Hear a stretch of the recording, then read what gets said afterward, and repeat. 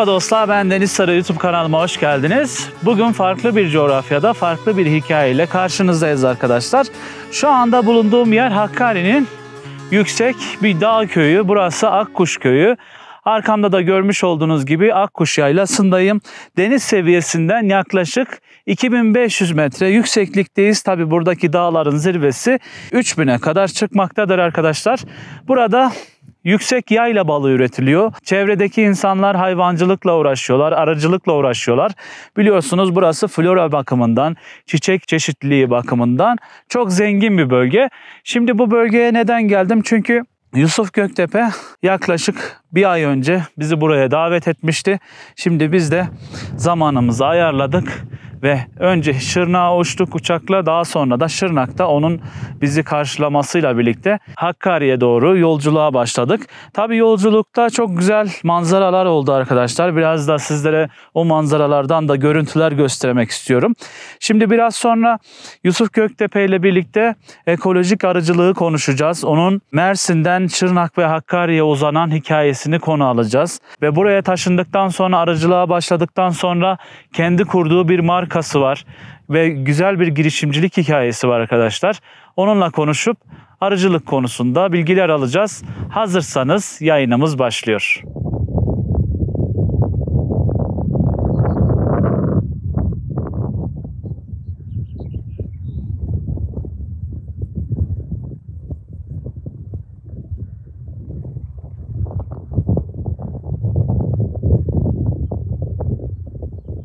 Evet arkadaşlar, şu anda Akkuş Köyü'nün girişindeyiz. Şu sırtlarda görmüş olduğunuz yerlerde hayvancılık ve arıcılık yapılıyor. Şurada da karşıda dağlar var bakın. Henüz karı üstünde olan yerler görüyorum ben. Şimdi yukarı doğru çıkıyorum. Çeşit çeşit bitkiler, çiçekler var. Şu anda Yusuf Göktepe'nin arılığındayız.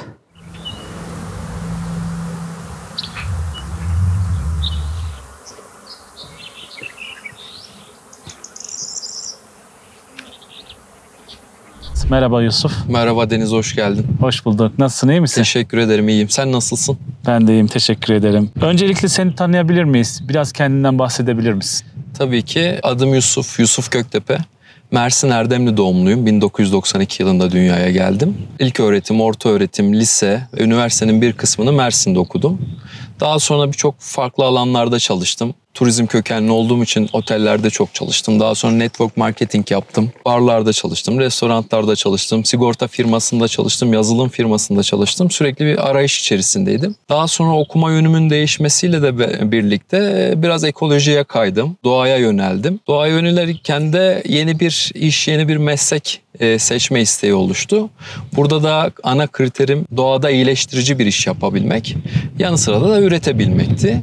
Ve karşıma arıcılık çıktı. Daha sonra arıcılık kursuna başladım Mersin Erdemli ilçesinin halk eğitim merkezinde. Eğitimlerimizi tamamladık. Hocanın yanında çalıştım. İşi çok sevdim, benimsedim. Toros Dağları'nda yaptım bu işi. Ve bu işi yapabileceğimi, ömür boyu sürdürebileceğimi düşündüm. Daha sonra akademik de eğitimini almak için Muğla Koçman Üniversitesi Arıcılık bölümüne katıldım, okudum. İlk yılımız pandemide geçti. O sırada kovan sayımı çoğalttım. Ana arı üretimini yaptık. Daha sonra da okul açıldı. Okula gittik. Okuldan mezun olup bu şekilde arıcılığa bir girişimiz oldu.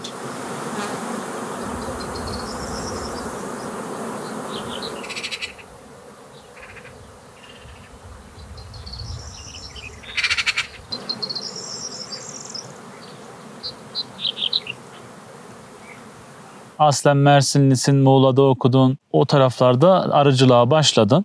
Hani nasıl oldu da bu taraflara yolun düştü? Biraz buraya göç etme hikayeni anlatabilir misin? Tabii ki. Aslında olay 2021'e dayanıyor, Eylül ayına. Nesin Matematik Köyü'nde bir ekolojik program vardı. Ekoloji, arı ve sanat üçgeni içerisinde bir haftalık bir programdı. 25 kişi kabul edilecekti. Oraya başvurdum ve orada beni çok etkiledi. Hem arıyla sanatı ilişkilendirmek çok zor oluyordu ve sanata çok uzaktım. Orası bir temelini oluşturdu ve sevgili eşim Beyza'yla da Nesin Matematik Köyü'nde tanıştık. O programda tanıştık. Daha sonra evlenip 2022 yılında Eylül-Ekim ayında ben Şırnak'a geldim. Eşim Şırnak Üniversitesi'nde akademisyen, yanı sıra da sanatçı. Onun görevi nedeniyle Şırnak'taydı. Ben de evlendikten sonra Mersin'deki arılarımı devredip arkadaşlara Şırnak'a geldim ve Şırnak'ta arıcılığa devam ettim. Mesela oradaki arıları neden devrettin de buraya taşımadın? Onun bir hikayesi var mı? Yani onun çünkü biraz daha önce konuşmuştuk. Onu belirtirsen sevinirim. Tabii.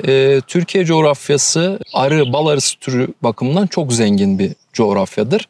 Şimdi biz de ekolojik arıcılık modelini benimsediğimiz için bir arıyı, bir arı türüne ait olduğu yerden koparıp başka bir bölgeye götürdüğümüzde götürdüğümüz arıya kötülük oluyor. Çünkü o arı belki evrimsel sürecinde 1 milyon yılda Mersin Toros Dağları'ndan buraya ulaşacakken biz bir kamyonun arkasına doldurup bilmediği, görmediği yöreye 24 saatte 28 saatte getiriyoruz. Bu hem arının sağlığı için, hem evrimsel süreci için, hem bu coğrafyadaki arı türlerinin gen havuzunun bir karışıklığa sebebiyet vermemek için arılarımı ben orada sattım, devrettim. Geldim, bu bölgeye uygun, bu bölgenin arısını almaya çalıştım. Ama onda da başarılı olamadık tabii. Evet. Şu anda mesela hangi cins arı var sizde? Hangi ırk? Şu an aslında bulunduğumuz bölgede Şırnak, Hakkari, Van bölgesinde Apis mellifera meda denilen bir arı türü var, Türkiye'ye ait. Türkçesi İran arısı olarak geçiyor. O arının olması gerekiyor. Fakat biz o arıyı bulamadık. Burada çok fazla göç aldığı için özellikle bu Hakkari, Van bölgesi dışarıdan, başka illerden gelen her farklı arı türünü getirmiş. Kafkas arısı çok girmiş buraya. Şu an bizim arılığımızda olan çoğunluk Kafkas arısının melezi. Apis mellifera meda'yı, yani İran arısını burada ne yazık ki bulamadık. Onunla çalışmayı ben çok isterdim. Evet.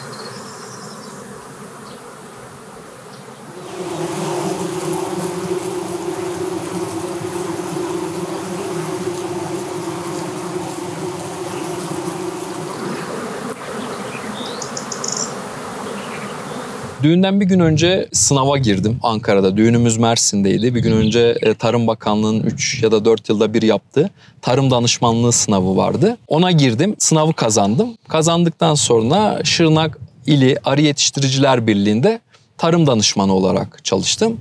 Burada da hedef, işte bize 50 tane arıcı veriliyor. Bunların eğitimleri, üretim süreçlerinin bütün kontrolleri, denetimleri bizde oluyor. Ve bu arıcı üreticilerimizin ürün miktarını arttırmak, daha kaliteli ürünler elde etmesini sağlamak amacıyla biz görev yapıyorduk. Yaklaşık 1 yıl boyunca tarım danışmanı olarak çalıştım Şırnak'ta ilk geldiğimde. Arıcılığa burada nasıl başladın? Biraz o süreci de anlatabilir misin? Tabii ki. Az önce de dediğim gibi Mersin'de arılarımı devrettim. Buraya geldim. Burada 50 tane arıcımın içerisinde olan Mehmet Zeki Sidar, sevgili dostum. Onunla tanıştık. O bana bağlı bir danışanımdı. Burada da komşun zaten. Burada da komşum. Biraz sonra onunla da görüşeceğiz. Onun ailesini tanıyacağız. Dün akşam geldik biz buraya. Geldiğimizde sofra hazırlamışlardı. Biz birlikte yemek yedik. Biraz sonra güzel görüntülerimiz olacaktır. Kendisiyle de tanışacağız zaten. Evet. Daha sonra Balveren beldesinde bir arıcılık kursu açma kararı verdik. Çünkü arıcı sayısı fazlaydı ve buradaki yurttaşların da gerçekten arıcılık olsun, diğer sektör olsun, biraz eğitim konusunda ihtiyaçları vardı. Onu gidermek amacıyla arıcılık kursu açtık ve Zeki Sidar da dahil oldu derken biz arkadaş olduk, daha samimi olduk. Ben tarım danışmanlığına devam ederken Zeki Sidar bana dedi ki, ya sana 10 tane arı vereceğim. Bu arıcılığa bir yandan devam et, bir yandan da işine devam edersin dedi. Tamam dedim. Ondan 10 adet 10 kovan koloni aldım ve ilk Şırnak'taki arıcılık faaliyetim bu şekilde başladı. 10 kovanla Şırnak'ta arıcı olarak başladım. Beraber bu gördüğünüz Hakkari Akkuş Yaylası'na da ilk 2023 yılında göçmüş oldum. Evet. Şu anda arıların kaç kovan?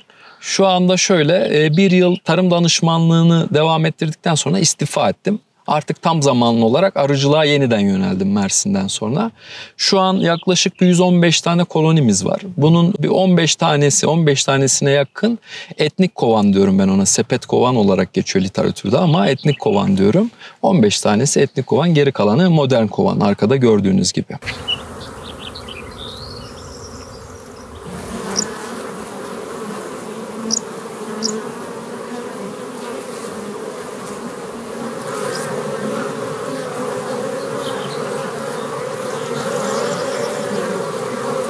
Arpa alanını kuralı 1,5 yıl oldu.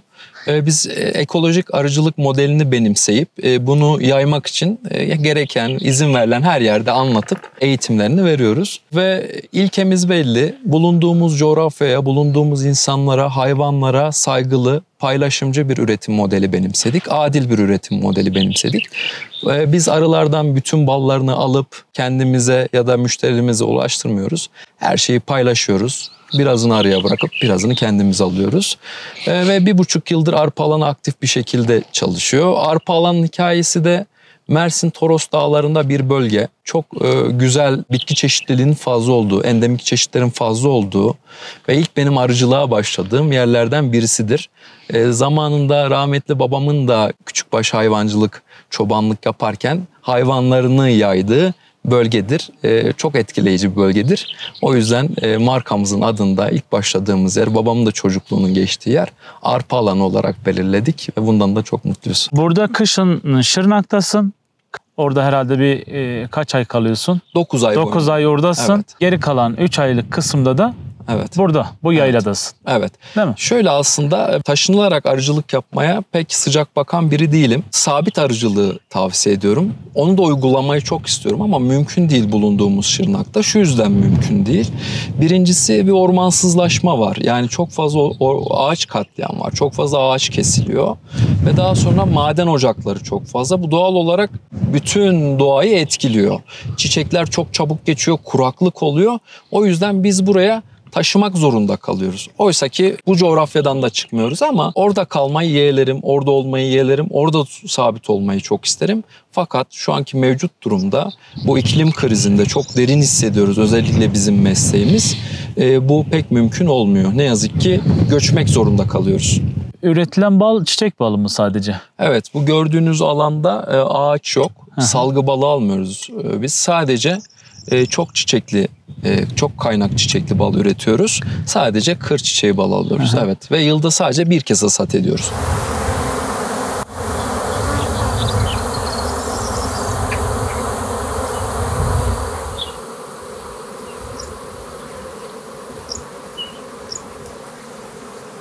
Instagram hesabımızı çok aktif bir şekilde kullanıyoruz. Sadece teknik bilgileri değil, yaşam faaliyetlerimizi, bulunduğumuz bölgeleri eşimizi, dostumuzla beraber yansıtıyoruz. İlk başta Instagram üzerinden başladık ve kendi çevremize satarak başladık balları. Daha sonra Shopier üzerinden bir site kurduk. Daha sonra da en sonunda kendi web sitemizi kurarak kendi web sitemiz üzerinden anlaşmalı kargomuza 81 ile gönderim sağlıyoruz. Şırnak'ta bir ufak atölyemiz var. Atölyede hasatı yaptığımız balları taşıyıp orada hijyenik bir şekilde paketleyip müşterilerimize gönderiyoruz. Peki elde ettiğiniz balın prolin miktarını ölçtürdünüz mü? Mesela analiz yaptırdınız mı? Evet, düzenli olarak hasadımızı yapar yapmaz her yıl Muğla Koçman Üniversitesi laboratuvarına göndererek analizlerimizi yaptırıyoruz. Bu analiz sonuçlarımızı şeffaf bir şekilde bütün müşterilerimize gönderiyoruz. Web sitemizde yayınlıyoruz ve Instagram hesabımızda yayınlıyoruz.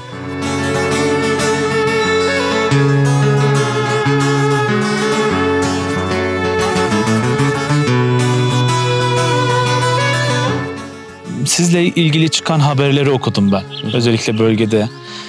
Fransa'da, Paris'te düzenlenen bir yarışmada ödül aldığınızı yazıyordu. Siz nasıl böyle Paris'te bir yarışmaya girdiniz de ödül aldınız? Bizi çok mutlu eden bir andı. Şöyle sevgili dostum, buradan da selam söylüyorum. Volkan Tanacı, Fransa'da, Paris'te kent arıcılığı yapıyor. Böyle bir yarışmanın olduğunu duyduğumda ona sordum. O da dedi ki evet, katılmalısın, çok iyi olur dedi. O biraz beni cesaretlendirdi. Numunelerimizi, önce analiz sonuçlarımızı gönderdik. Analiz sonuçlarının ardından numunelerimizi ilettik. Kör tadım tekniğiyle üzerindeki markalar kapatılarak, görüntüsü kapatılarak tadıldı, kokusu test edildi ve balımız altın lezzet ödülü aldı. Ve bu bölgede işte Şırnak, Hakkari, Van bölgesinde katılan tek firma bizdik, arpa alanıydık. Bu bizi çok mutlu etti. Ülke genelinde de ulusal basında çok yankılandı. Biz de tabii çok mutlu olduk. Zaten balımıza çok güveniyoruz. Zaten üretim sürecimiz çok şeffaf. içeriği temiz, gönül rahatlığıyla müşterilerimiz ve eşimiz, dostumuz tüketebiliyor. Ama böyle bir yarışmaya katılmak da bizim açımızdan motivasyonumuzu arttırdı, daha mutlu etti diyebilirim.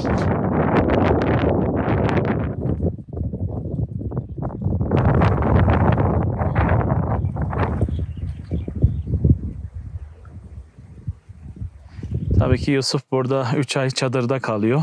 Kış aylarında zaten Şırnak'ta yaşıyor. Yaşam alanı şöyle bir çadır. Evet. Tek gözlü. Normalde kırsal kalkınma projesine başvurdum. Oradan baraka gelecek bana ama ayın sonuna ertelendi. O yüzden şu an idareten kullanıyorum. Çadır bana ait değil. Zaten geleli de bir hafta oldu. Biraz dağınıklık olabilir. Şimdiden kusura bakmayın. Yeni yaşıyoruz. Arkadaşlar şöyle içini gösterelim. Tabii dün akşam geldiğimiz için burada 2 yatak serili. Birisinde ben yattım, birisinde Yusuf yattı. Şöyle çadırın içi. Kaç metrekareliktir bu Yusuf? 9 metrekare, 3'e 3. Evet, 9 metrekarelik bir çadır alanı. Şurada ocağı var, tüpü var.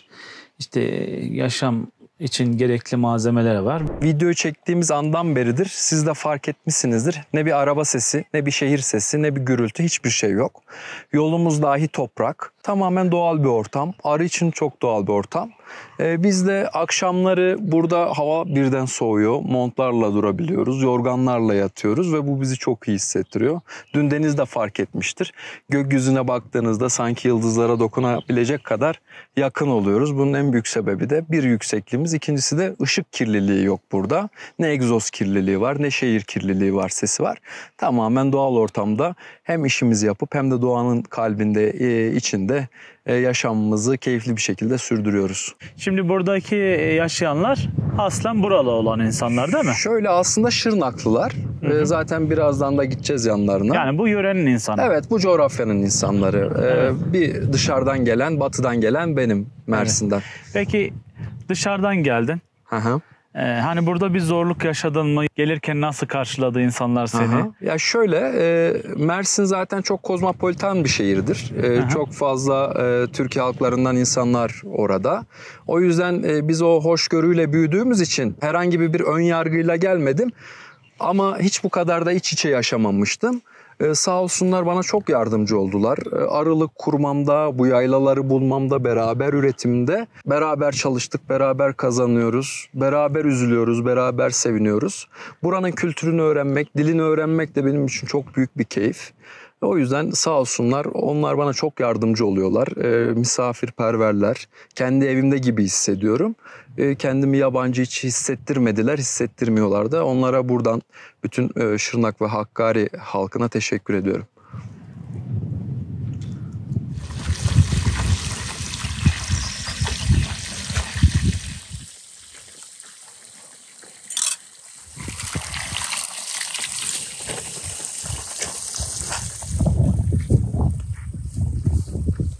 Şimdi arılarımıza gireceğiz. Girmeden önce körük yakacağız. Bu körükte nasıl yaktığımızı, bu körüğü neden kullandığımızı, körüğün mantığı nedir?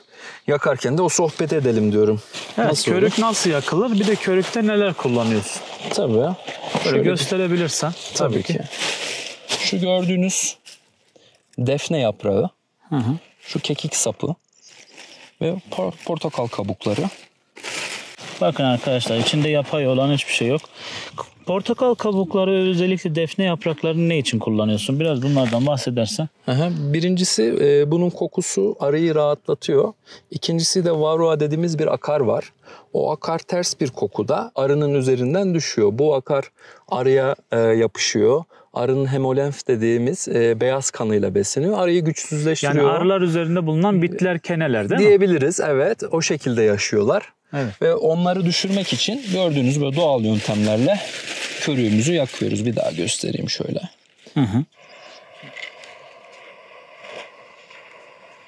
Kağıdımızı yakıyoruz.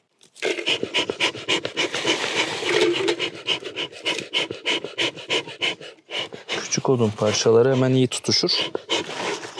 Onları da ekliyoruz. Bir de biz niye körük kullanıyoruz?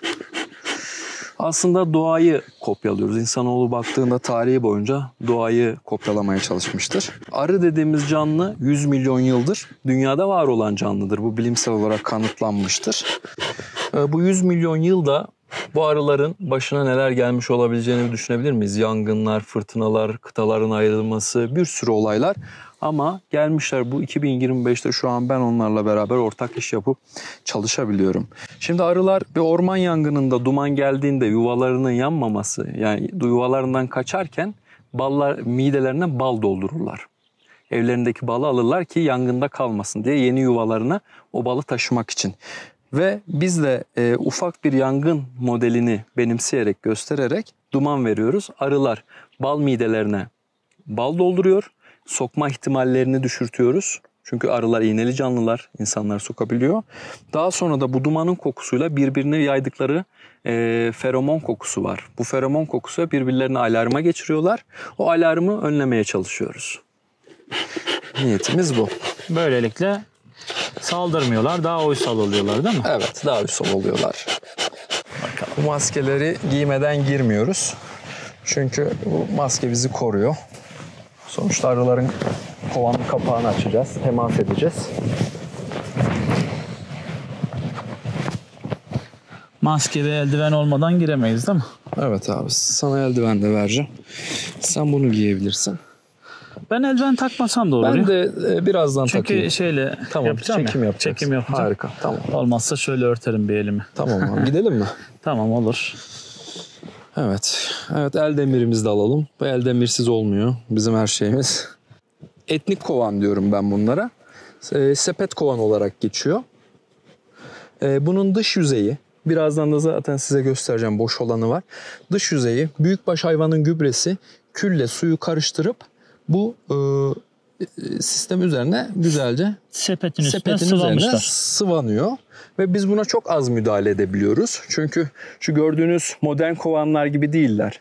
Modern kovan kapağını açtığın zaman müdahaleler edebiliyorsun. Buna çok az müdahale edebiliyoruz. O yüzden çok özel bir bal. Bu zaten kara kovan olarak geçiyor. Ön satışta bu bitiyor. Çok hızlı biten bir balımız. Ve bu Türkiye'nin her yerinde farklı şekilde adlandırılıyor. Ben o yüzden buna etnik kovan diyorum. Karadeniz'de bunu ağaç, çünkü oradaki coğrafyayla da çok alakalı ya malzeme. Karadeniz'de ne fazla? Ağaç fazla. Ağaçları oyarak bu şekilde sepet kovanlar yapılabiliyor. İç Anadolu'ya gittiğinde farklı malzeme. Buraya geldiğinde farklı malzeme, tamamen coğrafyayla alakalı. Ama biz bu kültürü devam ettirmek istiyoruz. Çünkü bu bizim için, arıcılık için bir borç olarak biliyoruz. Ve bunu nesilden nesile aktarmayı planlıyoruz. Evet. Kaynaklara göre arı 5-6 kilometre çapında uçabiliyor. Bu inanılmaz bir bence uzaklık. Fakat kaynak çok yakın olduğunda, örnek veriyorum buradaki çiçeklerde nektar ve polen olduğunda oraya gitmeye ihtiyaç duymuyor. Ve şehirden uzak olmasının aslında önemli sebepleri şu. Görüyorsunuz, herhangi bir araç geçmiyor. Egzoz kirliliği yok, insan sesi yok.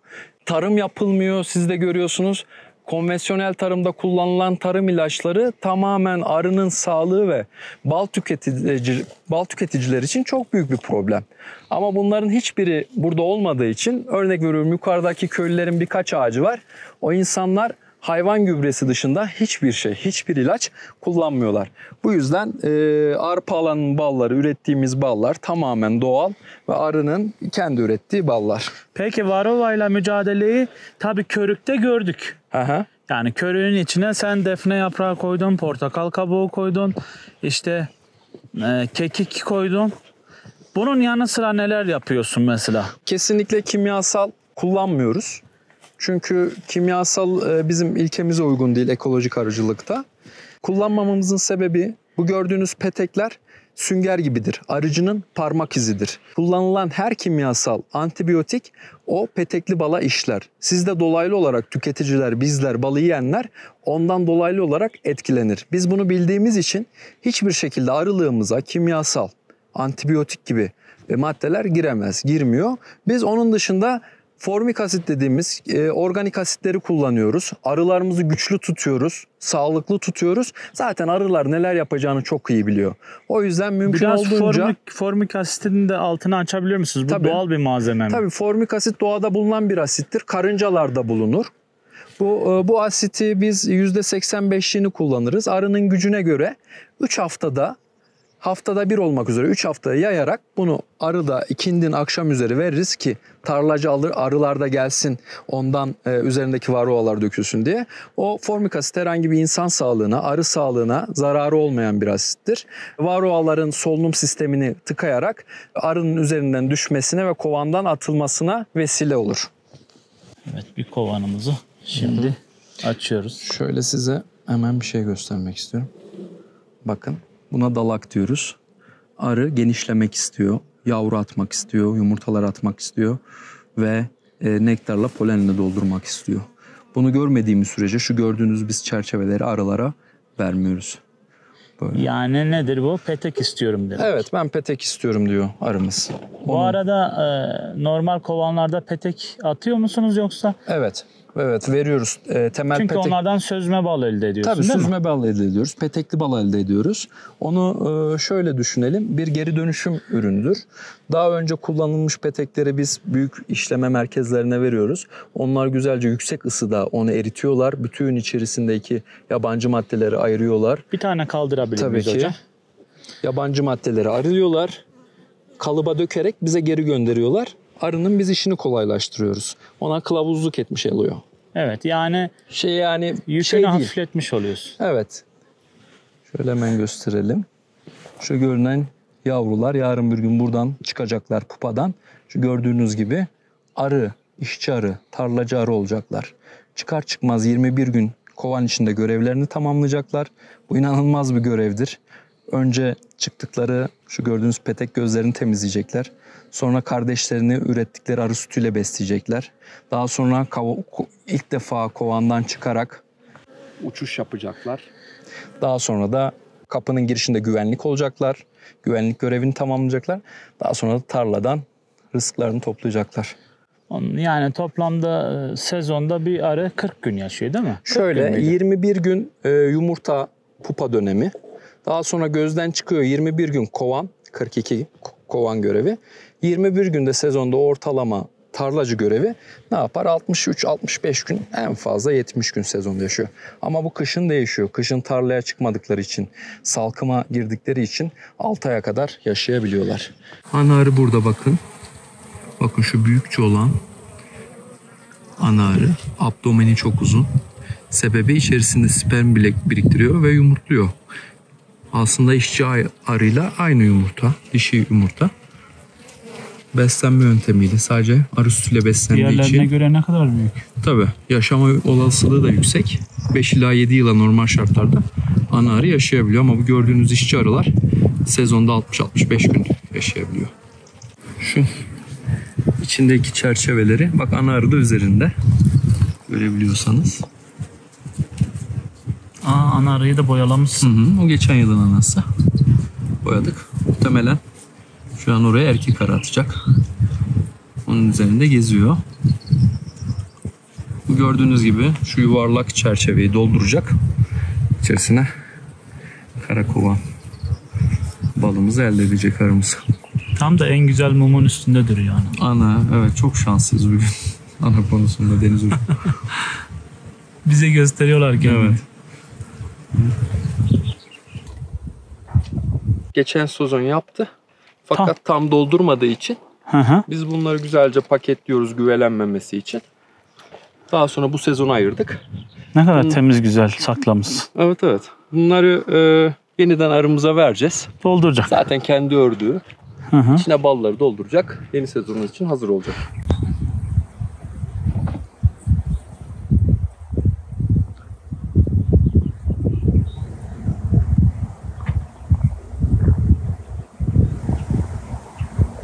Evet dostlar, şimdi en merak edilen kısma geldik. Tabii balların tadımını yapacağız. Evet, balımız nasılmış hemen gösterelim, şöyle alalım. Evet arkadaşlar bakın. Şöyle arpa alanı logolu yaklaşık ödülümüz 850 gramlık bir bal. Üstünde de şöyle aldığı ödülü, yani Paris'te aldığı ödülü ablemi var. Şimdi tadına bakacağız. Evet, böyle sana vereyim tekrar. Tabii. Yusuf. Hiç tabağa dökmeyelim. Öyle içinden yiyelim. Tamam. Şöyle ceviz kullanalım. Ceviz de getirmişsin. Evet, cevizimiz var. Şimdi arpa alanı markalı Yusuf'un arılarından elde edilen balı tadına bakacağız.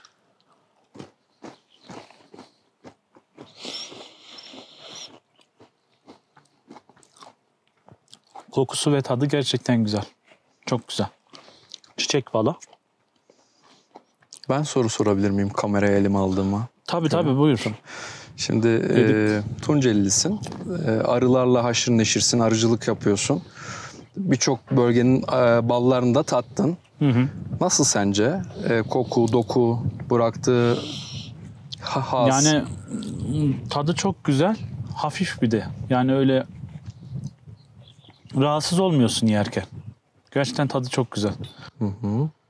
Bak uzayıp gidiyor. Evet. Kopma mopma yok. Bilmiyorum o doğru mu gerçek mi? Doğru değil abi. Doğru değil mi? Yok abi.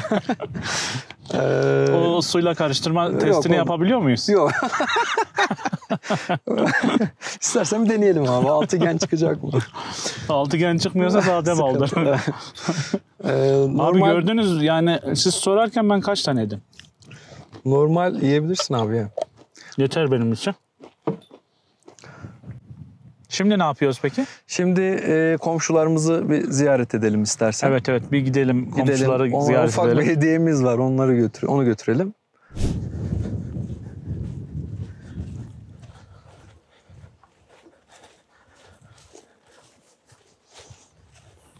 Merhaba, hoş geldiniz Deniz Bey. Hoş bulduk. Nasılsınız? İyisiniz? Teşekkür ettim, sağ olasın. Siz nasılsınız? Ben de iyiyim, sağ olun. Biraz kendinizden bahsedebilir misiniz? Sizi tanıyabilir miyiz? 1982 doğumluyum. Şırnak'ın Balveran beldesinden doğma büyüme. 2008'den bu yana arıcılıkla uğraşıyorum. 9 nüfuslu bir aileyim. Ailemle beraber buraya geliyoruz. Yaylaya. 9 yıldır buradayız. Hakkari'nin Akkuş köyü. Merkeze bağlı. Sağ olasın köylülere. Size kapılarını açtılar. Evet. Merasını açtılar. Evet, her türlü yardım ediyorlar. Hı. Onlara da teşekkür ediyoruz. Biz de burada gördüğünüz gibi bu güzel doğadan arıcılık yapıyoruz. Peki abi zor mu burada yaşamak? Nasıl üretim yapmak? Nasıl emeğinizin karşılığını alabiliyor musunuz? Ya ister istemez her işin bir zorluğu vardır. Bu bir gerçektir. Aydan tut, domuzundan tut, yalanından tut, iç içesin yani. Evet, çadırda sonuçta çocuklarınızla birlikte yaşıyorsunuz. Sonuçta çadırdasın. Bu bir gerçektir ama sonuç mükemmeldir yani. Evet. Güzeldir. Kurtarıyor mu sizi yani üretim? Kurtarıyor abi. O da şeye bağlı, sezona bağlı, iklime bağlı. Eğer iklim güzel olursa kurtarıyor. Eğer iklim güzel olmasa bazen zarara gidiyoruz. Zarara giriyorsunuz. Aynen. Ama biz organik arıcılık yaptığımız için, şeker vermediğimiz için, kimyasal ilaç kullanmadığımız için bizi kurtarıyor. Kurtarıyor. Evet. Değerinde satabiliyorsunuz mu peki? Değerinde satamıyoruz abi. Sahte bal Türkiye'de mevcut yaygın olduğu için ister istemez yani etkiler. Evet. Milletimiz de tam alışmadığı için, cep sıkıntısı olduğu için mecburen sahte bala yönelir. Bizimki bizde kalır. Evet. Zeki abi böyle biraz şu yaşam alanını bize gösterebilir misin? Mesela Tabii. çünkü merak ediyorlar nasıl bir ortamda yaşıyorsun burada çocuklarınla birliktesin. Bu bizim kamelyamızdır. Hı. Kamelyadır. Karşıdaki de mutfak olarak kullanıyoruz. Hı. Bu da misafir gelse misafir ağırlaması içindir. Misafire burada çadır düşünün direkt. Burası da bizim kendi çadırımızdır. Öyle yani. Her şeyimiz mükemmel. Senin ismin ne canım? Hilal. Hilal ne güzelsin sen. Şimdi çocuklar burada abi. Çocuklarını görüyorum. Okula gidiyorlar. Tabii okul tatil oldu. Evet. Şimdi tatil zamanlarında yaklaşık 3 aylık sezonda buradalar sizinle Aynı birlikte. bizimle beraber. Nasıl? Mesela yaylaya geliyorsun, mutlu oluyor musun? Evet. Yani özleyerek geliyor musun? Çünkü Şırnak'ta, şehirde yaşıyorsunuz. Evet. Hangisi daha güzel? Şehirde yaşamak mı, yaylada yaşamak? Yaylada. Yayla daha mı güzel? Evet. Süper. Şimdi abi burası aslında evin bir odaları gibi. Aynen. Yani burada mutfak var. Şurası arkadaşlar. Burası misafirhane. Burası da kendilerinin yatak odalarının olduğu yer. Gösterebilir miyim? Evet. Müsaitse. Buyurun. Bizim misafirhanemiz budur. Evet, salon yani. Hı. Güneş panelimiz orada. Ha, burada sizin güneş paneliniz de var. Aynen. Evet, buzdolabınız falan çalışıyor. Evet, yani. evet. Evet abi. Bu da bizim mutfağımız. Evet, burada da mutfak var. Her şey de çok güzel, düzenli. Vallahi güzel. Buzdolabı da şurada zaten arkadaşlar. Burası da yatak odamız. Burası da yatak odası. Burada ders yaptıklarını görüyorum çocukları. Evet. Bize her 50 arıcıya bir şey sundular, danışman sundular. Hı. Yusuf da Balveren ve Şırnak merkeze bağlı ilçeleri, köyleri 50 arıcının danışmanlığı yapmak üzere bizim köye geldi, beldemize. Orada da belge kursu açtı. Orada tanıştık, işte beraber olduk. Ondan sonra kanımız ısındı birbirimize, destek olduk birbirimize. Ondan sonra ben de baktım ki kurtarmıyor onun için. Ben dedi abim gel, bir abi kardeş olarak beraber arıcılık yapalım. İlk başta 10 kovandan başladık. 3 yıldır beraberiz seni bildiğin gibi. Evet. Bizim maceremiz buradan başladı. Senin kaç kovanın var şu anda? Benim şimdi mevcut aktif burada 150 kovanım var. Ama 250 kovanla çalışıyorum. Yani böyle. Evet, ne güzel. Sepet kovanlarımız var. Evet, biraz önce zaten Yusuf Hoca'yla göstermiştik. Burada da tavuklarımız var. Burada tavuklarımız da alıyoruz. Tavuklarınız da var değil mi? Evet, organik yumurta da yiyoruz. Şurası hemen şurada gördüğünüz yer Zeki abinin arılığı. Şurada da sepet kovanların olduğu yer. Yani Yusuf Hoca'nın da etnik kovan dediği arılık. Burada tavuklarınız var. Kaç tavuğunuz var abi? Ha, şurada yumurta yapmış bak abi. Evet. Şöyle gösterelim. Bakın arkadaşlar. Hemen şurada yumurta var. Alacak mı? Alacağız. Al yumurtayı. Bizim 12 tavuğumuz var, bir de horozumuz. Her gün yumurtluyorlar mı abi? Bazen 4 tane, bazen 5 tane, bazen 7 tane. İşte değişiyor yani. Arıcılık yapmak güzel bir şeydir. Ama hakkıyla yapmak. Özellikle mesela halkımız için şeker hastası olanlar var, kanser olan var, her türlü hastalık olan var. Özellikle bu insanları düşünmek için mevcut şekeri vermemek lazım. Kimyasal ilaçlara özellikle kaçmak lazım. O yüzden mesela biz ta 200 kilometreden buraya göç ediyoruz. Neden? Az olsun, güzel bir şey olsun. Özellikle milletimize bu konulardan duyarlı olması lazım. İster bal olsun, ister yumurta olsun, ister peynir olsun, her yerde alınmaz. Bu bir gerçektir. İşin kalitesini yapan kişiden mevcut laboratuvara gönderiyoruz. Muğla Üniversitesi'nden sonuçlara. Artı da bize bu laboratuvara gönderdiğimiz balı mesela de ki sahtekarlık var ya da bir şey var. Kendisi de istediğin yere gönderebilir. Malımızın arkasındayız her zaman ve her yerde. 3 çeşit bal elimizde var. Karakoğan, Sözme, Petekli var. Ama çoğunlukla petekle çalışıyoruz. Yani karakoğanla petek. Eline sağlık Hasan abim. Hasan abinin de emeğine sağlık. O kamerada gözükmek istemediği için. Şimdi onun çayını içiyoruz. Hasan abi de değerli bir arıcı arkadaşımız, abimizdir. O da bu süreçte Zeki abiyle beraber bana çok yardımcı oldu. Sağ olsun. Hep beraberiz zaten üçümüz. Şırnak'ta da beraberiz. Burada da beraberiz. Hem dostlarım hem abilerim. Onlarla beraber bu işi yapmak çok keyifli. Bu insanları tanımak çok benim için özel. Şey değil, insanlık vazifemiz. Misafirperverliği ne kadar güzel. Dün biz geldik. Zeki abinin orada yemek hazırladılar. Bugün Hasan abi bize çay hazırladı. Teşekkür ederiz Allah. Çok sağ olun. Afiyet olsun. Orada kim bize yanımıza gelseydi, kim olursa olursun, biz kendi kardeşinin bakıyoruz. Elimizden geleni yaparız. Elimizde geleni yapıyoruz. Kim gelirse. Bizim hiç kimse farkı yoktu. Evet, sağ olsunlar. Zaten gerçekten bizim kardeşimdir.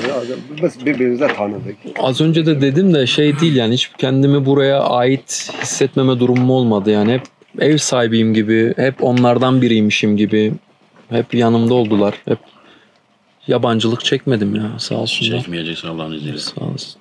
Sağ olsunlar. Ne güzel işte. Daha güzel olur. İnşallah hep beraber.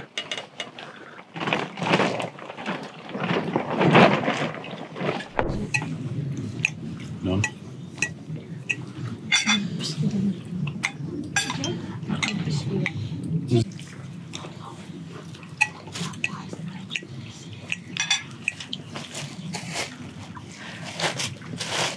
İlal bakayım ya, boz konsun. Boz? Ne bir şey var ya? Sen ne? Bağız vere. Babuz.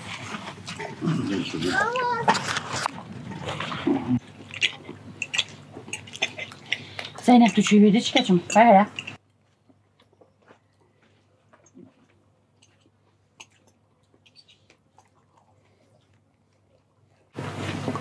Abi de var şimdi.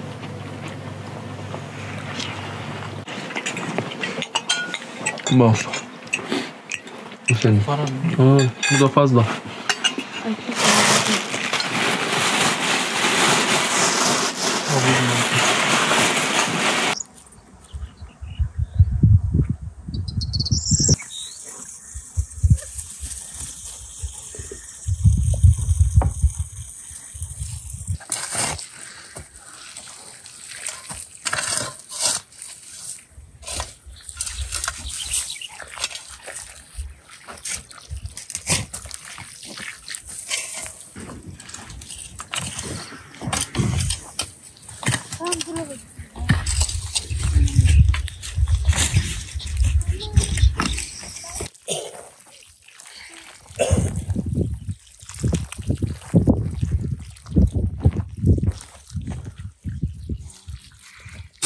Maymun mu? Ben onu suyu çok seviyorum. Ha. Ya o da şeye bağlı. Nasıl ektiğine bağlı. Evet Deniz Bey gördüğün maydanozdur. Burası turp olacak. Maydanozlara ektiniz değil mi? O tarafı da turp ekeceğim. Turp ekeceğiz.